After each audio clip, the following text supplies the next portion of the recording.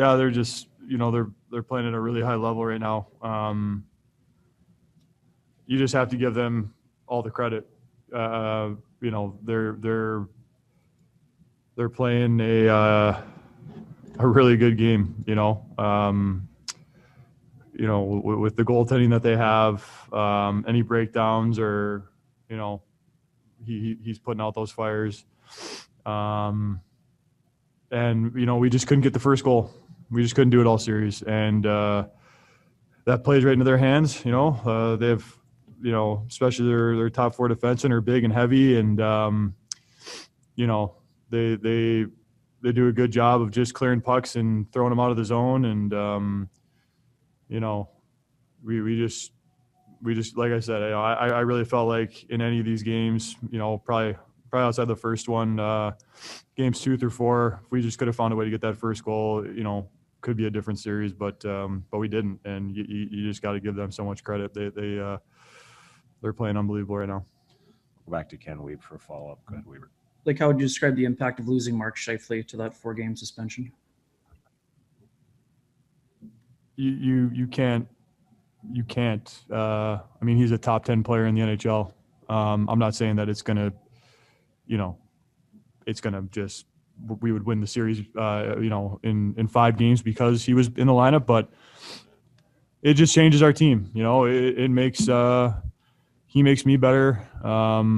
He makes Kyle better as a line. I think that we're able to do some things that are, pretty dynamic, and from there, it just the matchup just works a lot better for us, because I think then we can rely on our depth a lot more. We can rely on Adam Lowry's line coming out third, and they dominate in that 3-hole, and just makes our team look a lot different. So it's a damn shame. We'll go next to Paul Friesen from the Winnipeg Sun. Go ahead, Paul. Blake, as good as Montreal was, what was lacking in your team's game? I don't look at it that way, Paul. To be honest with you, I think that it's such a fine line. Instead of hitting a post, if it goes in, we had one of the power play tonight with virtually an empty net, and it hits the top of his knob. These are things that you don't understand that completely change the dynamic of a game, and they didn't go our way. But with that being said, that's because of how they played. I'm not going to sit here and say that we played 4 of our 4 best games of the season. I don't think so, but that's because of how they played. That's a reflection of how well Montreal is playing right now. We'll go back to Paul Friesen for a follow-up. Go ahead, Paul. You had some words with Connor Hellebuyck there at the end. Was it a matter of saying he did everything he could and you guys just didn't support him enough, or how'd that go? That couldn't be further from what I said to Connor. That'll stay between him and I, but I would never go to one of my teammates and tell him, that the rest of his team was crap, and I would never do that. I think that Connor gives us a chance to win, and he's a part of the reason why the future is bright with our team. We'll go next to Murat Atesh from The Athletic. Go ahead, Ron. Thanks, Gregor. Hi, Blake. I know it's super fresh. Is there any solace that you take at this moment of having given Winnipeg and the community fans something to cheer about through the first round up until this point? I'm happy you said that, Murat. It's been a really hard year. It's been a really hard year for the players and our families. But I think, especially, looking at how things are in the United States right now, and Winnipeg is code red and everything's shut down and kids aren't in school. My family feels that just as much as any other family. And I think even the economic impacts of that in our community are far reaching. So we know that we have a community and a fan base that is going through a really difficult time right now, especially when they turn on the TV and they watch the other playoff games and see 18,000 fans without masks on and having a great time. So to answer your question, after those Edmonton games, coming out of the rink and seeing our fans honking the horns and, lighting up the city that was one of the highlights of this whole season, and honestly of the whole last 18 months. I mean, that was like, it kind of gave you a life again to want to, do this for Winnipeg and keep put on a show for them, keep giving them something to watch. I never would have thought this would have gone 4 games. I'm just, I think that's one of the most disappointing things is, people have nothing to do and we were giving them something to do. So, we feel bad about that. Go back to Maurice for a follow-up. Go ahead, Maurice. Thanks, Gregor. Just following up on the emotion of that, was it a particularly isolating feeling for you and your team this year, kind of maybe up until you saw those 500 fans or whatever it was that really you just referenced that really gave you something? We got to be really careful complaining about our situation. There's no question it was a really hard year for us and a really challenging year, but like I kind of was pointing out, especially in our community and, it's been a really tough year for everyone. And, we've had the privilege of playing a game and like I said, trying to bring some joy to our community and to the people. And especially, kind of the end of the season and the playoffs. And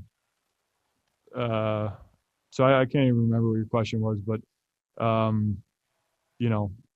think that's kind of how we felt all year, that, it wasn't so much about how hard it was for us because we looked around and it was hard for everyone. And that was the most important thing.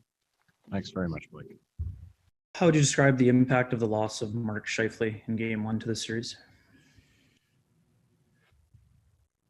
Well, you play a series that clearly you're having a hard time finding their net. You take your best offensive player out.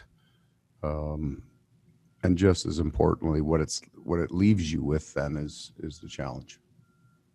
We'll go next to Murat Atesh from The Athletic. Go ahead, Murat. Thanks, Gregor. Hi, Paul. Same thing I asked your players. Do you take any solace? I know it's super, super fresh, but do you take solace in having given fans in Winnipeg and the community something to look at and cheer for at what's been a tough time? It's such a special place, Winnipeg, and unfortunately we weren't able to kind of do that together to enjoy playoff hockey and then enjoy a playoff win at home, because the players need that, right? We need that feedback for energy. And even in the building tonight with the number of people they had in it, there was an energy there, and you kind of feel like you missed out on it a little bit. So it's probably only I think it's the second time in franchise history they got out of the first rounds, and you want to share that with your fans. We have such a fantastic home building, and the crowd it's different there, I think, than anywhere else. So you feel like you missed out on something, but I would imagine there's been a tremendous amount of sacrifice for a lot of people over the last year and a half, but it would have been nice to give something back. And to have the crowd, I mean, it's not just the Jets players or the coaches, it's the fans too. It's a painful loss. It's a painful thing to go through. So you like to have the other side of it happen too when something good happens, and we missed that. We'll go next to Jason Bell from the Winnipeg Free Press. Go ahead, Jason. Thanks, Gregor. Paul, it's a rare situation that your club finds itself in, having played 8 playoff games. You sweep and then you're swept. It's unique, and but as I say, Murat said, it's still raw for you. But what are your takeaways from a situation like that? Yeah, Jason, it's God. I'd like to give you a good answer to a solid question. It was extreme, right? Which was the case of the year. It was the story of the year. This was extreme. All these things that you'd never faced before. We played an NHL season without fans in the building. We played an NHL season without a road game in our time zone. There's a whole lot of things that we've never dealt with before. And you roll through 4 games against a team with the 2 best scorers in the league, and you like the defensive game, and then you get beat 4 straight times. They were good, and they were better than we were in this series, and they deserve to win. We'll go next to Mike McIntyre from the Free Press. Go ahead, Mike. Gregor, and evening, Paul. Those of us who cover your team. We've seen many games like this tonight, not just this season, over many seasons where you guys win games like this. This is kind of the Winnipeg way at times. But to maybe some observers, they'd look at the shot clock and say, my goodness, that was a complete one-sided effort. Did it feel like that to you? A bit. I wouldn't agree with the first part of it. I think they were honest. So one of the things that's unusual that we went through is this back-to-back, and different teams. But I think the back-to-back in the playoffs favors the team that won, and they were honest tonight. I mean, I don't think the shot clock was particularly accurate at times, but I'm not saying that it was close.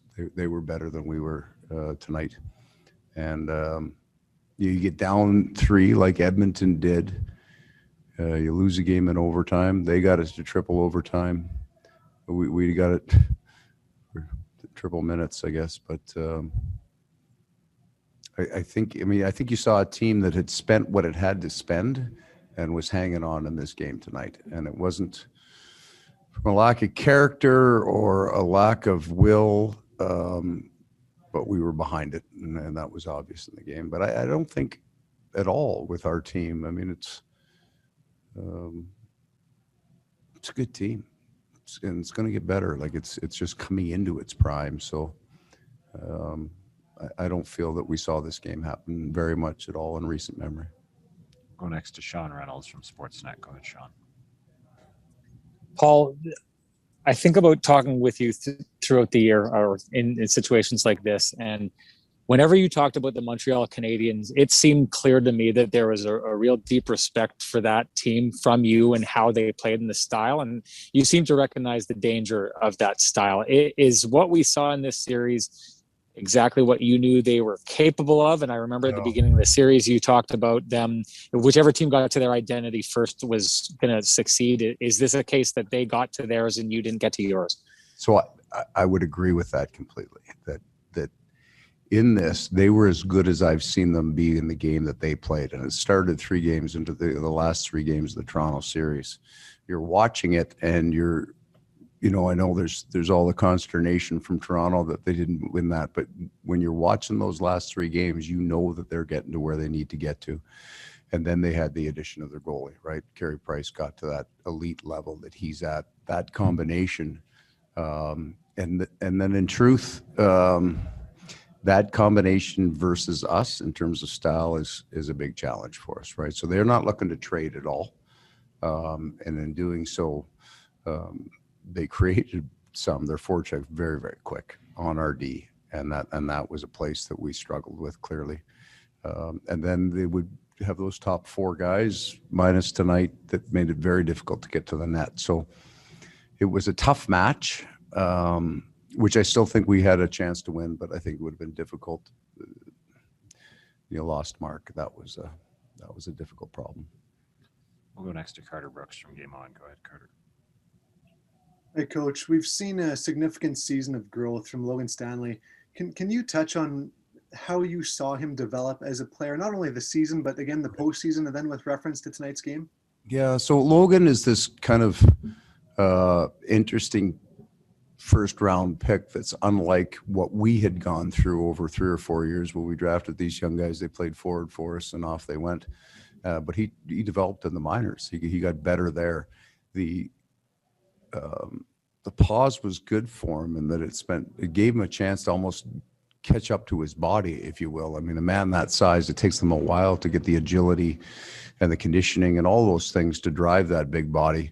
And we felt like during the year when he went in, there were a number of the 2 goals that he scored tonight. If you look at the goals that he scored, he's not bouncing them in off ankles. He's picking corners. We think that's there with him. And this playoff, the playoff games that he played will be so important for his development because he's physically there. And then now he has an understanding of the next level. So this was a really good draft pick for us that took the appropriate amount of time to develop. It's just not a lot of big men that can move and shoot the puck. So he's going to be a good one for a long time. We'll go next to Murat Atesh from The Athletic. Go ahead, Murat.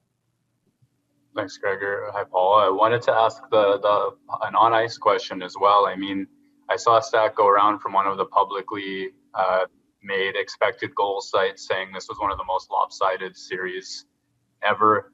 Heading into overtime, the broadcast showed a zone time. I think that was 39-17 in favor of Montreal. And you see the rims around both D. They're picking up their own dumps. I lost you there. You're fading out. Fortunately, I lost you toward the end of that. Hi, hello. Yeah, you're back. Thanks. Apologies. Maybe it was. You don't have to apologize for that. You could. I was just going with Montreal picking up its own dump-ins and things like that too, just to give kind of an eye version to support this. And I mean, you guys don't have Mark Scheifele, but they don't have a Mark Scheifele either. And I'm wondering, just where this comes from and if it feels underwhelming to you now to look at it.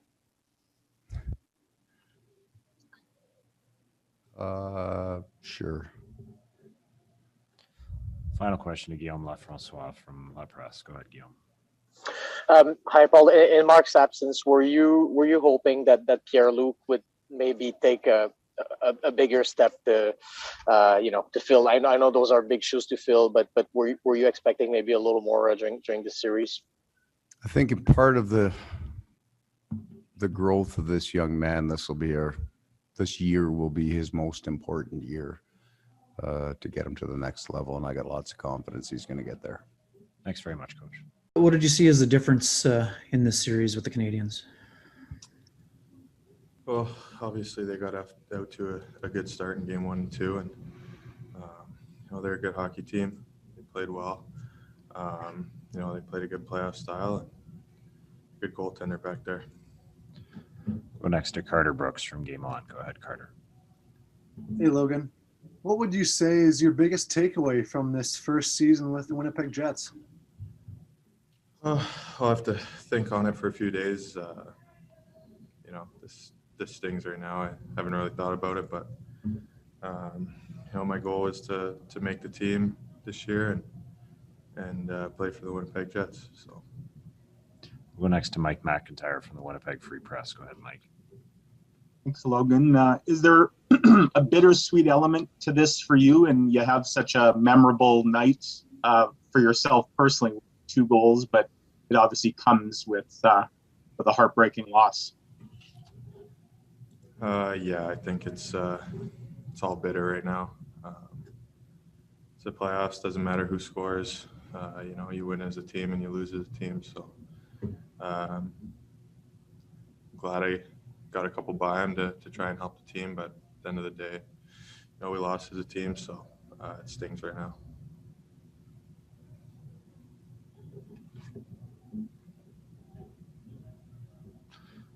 All right. Thanks very much, Logan.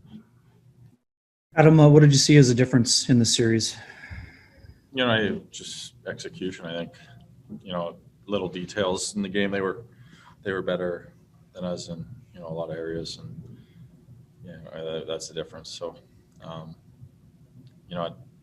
hats off to them. They played a great game. So we'll go next to Murat Atesh from The Athletic. Go ahead, Murat.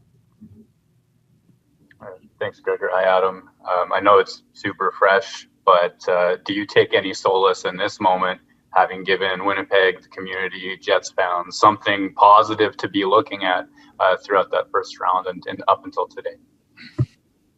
Yeah, if we could have gotten, people's minds off, what's been going on, and it definitely makes you feel good. It's unfortunate that we couldn't keep this good thing going, and hopefully reach some later rounds that maybe we'd have some more fans in the building. Maybe things would start opening up. So it's unfortunate. We appreciate all the support that we've gotten in the community, and we know it's been tough not having fans. We know it's been an incredibly tough year for a lot of people. So we appreciate the the posts, kind of the tweets, the Instagram posts, just seeing people wearing Jets stuff around the city. We really appreciate the support, and that's why playing in Winnipeg's so great. It's the fans, the people. So we'll go next to Jason Bell from the Winnipeg Free Press. Go ahead, Jason. Thanks, Gregor. Adam, when they score first again, I mean, I know that the goal is you want to get that first one, but when they take the lead, what's the, do you feel as a group that there's a collective sag, or is it easy to kind of rally after that? You know, I think they're such a good team when they get the lead that it's, you know, they play a frustrating brand of hockey. They don't give you a lot. You know, they make it tough to get to the net, and obviously, you know, that was a big difference in the series was scoring first. So, you know, our game plan was to come out and, you know, get off to a good start. And, you know, unfortunately, we couldn't get that one killed. And, you know puck's in the back of the net. You know, we're down one. But, you know, even coming in down two, after the first inning, you know, we had a lot of belief in our group. I think, you know, the pieces in our room are there. And, you know, Stan, you know, what can you say? He scores 2 huge goals for us, gets us right back in the game. And, you know, they turn the pace up in the third period a little bit, but, you know, you get the game to overtime, you have a chance to win the game, and that's all you can ask. Go back to Jason Bell for a follow-up. Jason. Yeah, just a quick one, Adam, on that point about getting into overtime. I mean, through 40 minutes, your goaltender, the final 40, your goaltender was really the impetus for getting into OT, wasn't he? I mean, he was outstanding and really had no chance on the 3 that got in. Yeah, you know, I'm never gonna fault Helly on anything. Like, he's incredible. He's, you know, what he does for our team. He's incredible. He's an awesome guy. He's, you know, he's such a competitor. He battles so hard for us. You know, he won the Vezina last year for a reason. I think, you know, he probably should have been up for it again this year. He's that important to our team. He's, you know, that good of a goalie. So, you know, he gives us a chance to win every night. And, you know, unfortunately, we weren't able to score enough for him this series, but, you know, he gave us a chance every night to be in the game, and, you know, we just weren't able to buy a couple. Final question to Guillaume Lafrancois from La Presse. Go ahead, Guillaume. Hi, Adam. Blake mentioned how Mark Scheifele's absence had you know, maybe a trickle down effect on the center line. I was just wondering how looking back you think the effect was of missing Mark. Well, you miss a top 10 scorer in the league, and, you know, when we can't buy goals, it's a pretty big impact on our lineup. But, you know, I think, you know, he's such a good player. He's, you know, he drives the play for a line. He, you know, he creates chances on the power play. He's a guy that, you know, you kind of run the puck through. So, yeah, you know, it takes a guy off and slots a guy higher, and, you know, it's tough to replace the 20, 22 minutes that, you know, he's playing on any given night. And, yeah, we certainly missed him a lot. Thanks very much, Adam. Thanks, guys.